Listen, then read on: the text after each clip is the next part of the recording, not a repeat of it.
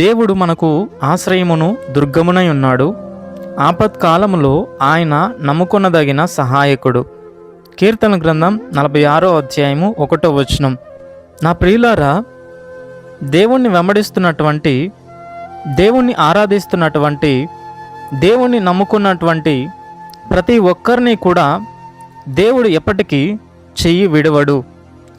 ఈరోజు నీకు కలిగినటువంటి కష్టాలు చూసి నువ్వు కన్నీరు కారుస్తున్నావు కదా. దేవుడు నీకు ఆశ్రయమై ఉన్నాడు.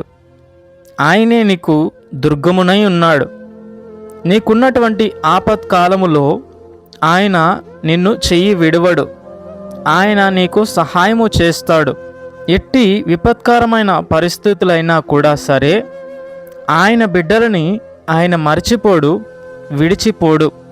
నా ప్రియులారా, దేవుని ప్రేమ నిన్నెప్పటికీ కూడా కంటికి రెప్పవలే కాపాడుతూ ఉంటుంది. మనుషులు నిన్ను త్రోసివేయచేమో కానీ దేవుడు నిన్నెప్పటికీ త్రోసివేయడు.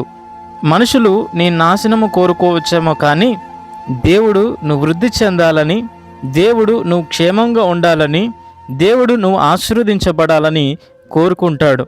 కనుక దేవుని యొక్క ప్రేమందు నిలిచి ఉండి ఆయన సాక్షిగా బ్రతుకుదాం. దేవుడి మాటలు దీవించునుగాక. ప్రభు యొక్క కృప ఈ దినమంతా మీకు తోడయుండునుగాక. ఆమెన్.